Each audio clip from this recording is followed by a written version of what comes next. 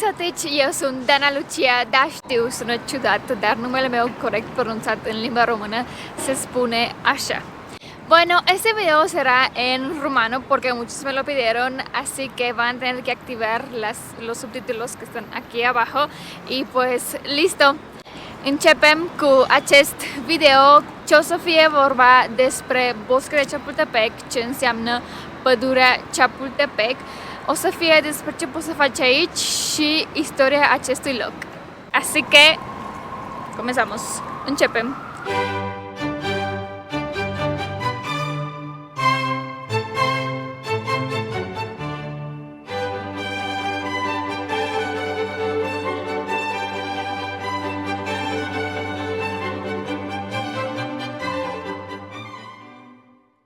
La intrarea în această pădure, de fapt, găsești un monument care se numește Monumentul Copiii Eroilor. Istoria acestui monument o să vă spun puțin mai târziu, unde se poate întâlni în cealaltă parte, dar puteți să le vedeți fix de când intrați în pădure. Continuăm turul, de fapt, mai bine zis, începem turul mergând la un local comercial, fiind Starbucks. Aici în capitală, aproape la fiecare colț de stradă există un Starbucks, dar acesta este puțin mai special, deoarece o să vedeți imediat când ajungem. Ajungând în Starbucks, am cerut ceva de băut, pentru că, păi, mi-e sete aici, într-un minut poate să plouă, poate să ningă și poate să fie soare. Bine, hai să vă spun de ce acest Starbucks este destul de special. În primul rând, este pentru că este primul din Latinoamerica care a certificat LEED, ceea ce înseamnă că atunci când a fost construit acest Starbucks, nu a fost tăiat niciun copac și în plus, lumina naturală este 100% exploatată. Și designul interior a acestui Starbucks este făcut din țesături mayas de artiști locali. Mayas sunt strămoșii Mexicului, dar nu sunt unici, mai sunt și toltecas, mestizos, spanioli și aztecas. Sunt destul de mulți, știu, dar și Mexicul și mulți mexicani există. Cine ar fi crezut că doar un local comercial atât de mic ar atât de spus? Mergem la castelul Chapultepec. Da, știu, cam totul sună Chapultepec aici, dar îți spun acum că Chapultepec este din limba nahuatl, că este chapulín, ce înseamnă greier sau lăcustă, cum vrei tu să-i spui, pentru că aici se află în cantitate destul de mare. De fapt, cred că știi că mexicanii mănâncă această lăcustă. Încă eu nu am gustat-o, dar, mă rog, sper că într-o zi să am curaj să fac asta. Am fost la castel, am făcut turul și acum suntem la Monumentul Copiilor și o să vă spun istoria castelului ca să știți de fapt de ce este acest monument al copiilor eroi. Începem cu castelul. Castelul este unicul castel real din Latinoamerica și a fost construit în 1778 și finalizat un an mai târziu.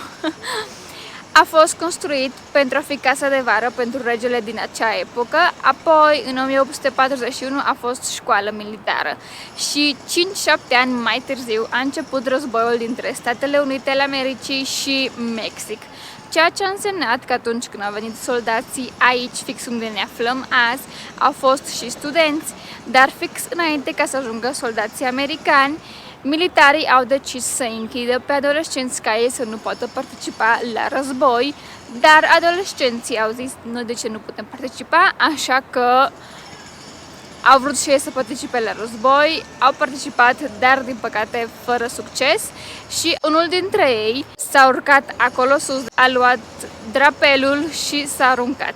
Și așa au fost copii eroi, de aceea există Monumentul Copiilor Eroilor.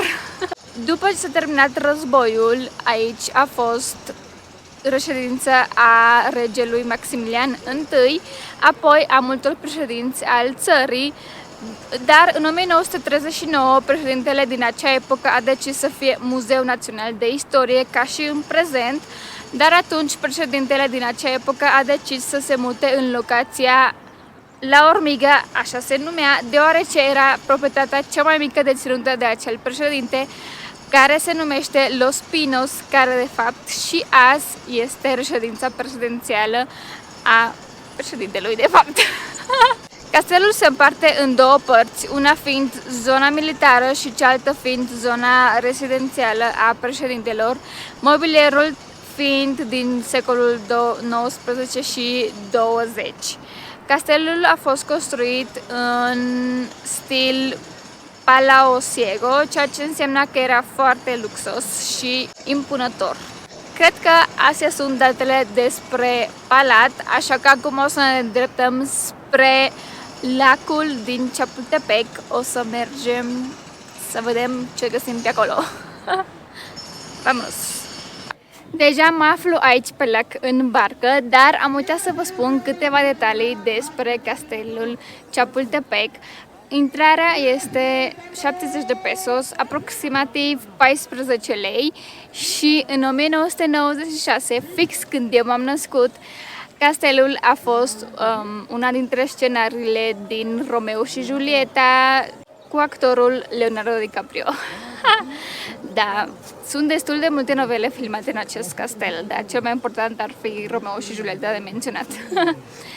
Bun, am ajuns aici la lac, aici poți poți renta o barcă cu aproximativ 20 de lei, care ar fi 100 de pesos.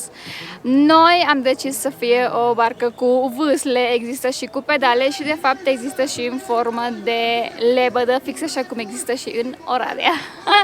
Da, o să stăm aici cam o oră pentru a sta în soare. Cum vedeți, avem soarele fix acum, dar poate să plece soarele în orice clipă, crede-mă.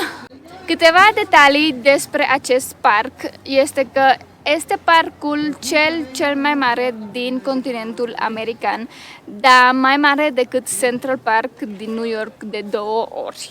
Aproximativ sunt 700 de hectare, da, e destul de mare, crede-mă. Deține 7 muzee, există și parc de distracții, Chapultepec, există și zoo, există și grădină botanică și multe altele și de fapt de aceea este destinația multor familii mexicane, în special duminica. Sâmbătă și duminica aici există foarte mulți oameni, de aceea noi am venit marți. Aici pe lac se mai organizează în lunile noiembrie de obicei și cinema, adică e un ecran foarte mare și există multe bărci aranjate frumos ca să vezi filme. Îți spune pe acum, trebuie să ai biletul cumpărat cu mult timp înainte ca să ai loc, crede-mă. Astea fiind spuse, aici se termină experiența lacului. Mergem la ultima atracție pe care o să facem în acest videoclip, care este... Nu vă spun, mai bine nu vă spun, o să vedeți imediat. Pentru a fi a doua oră când vâzlesc, că am făcut-o destul de bine. Bine, sunt un pic roșie în mâini, dar așa este munca. Acum ne aflăm la ultima activitate pe care o facem în acest video și este vorba despre Muzeul de Antropologie. Dar nu o să putem intra pentru că deja este 5 după masa și deja închide, așa că o să fie nevoie să fac un alt video despre muzeele din Mexic. Pentru că cred că nu știți, dar Mexicul este al doilea oraș din lume cu cele mai multe muzee. Așa că, astea fiind spuse, aici se termină acest video. Mulțumesc pentru că l-ai văzut, sper că ți-a plăcut limba română și aștept comentariile tale despre ce ți s-a părut limba română, cum ți s-a părut, dacă vrei să vezi mai multe videouri în limba română și despre ce, aștept aici comentariile jos, așa că ai grijă de tine, ciao! În plus, lumina naturală, acest Starbucks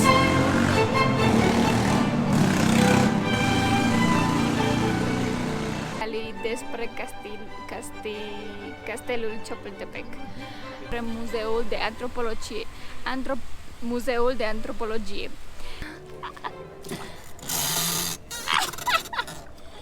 Nu le hallo, ¿Pero dónde voy? Espera. Ay, estoy subiendo, ve.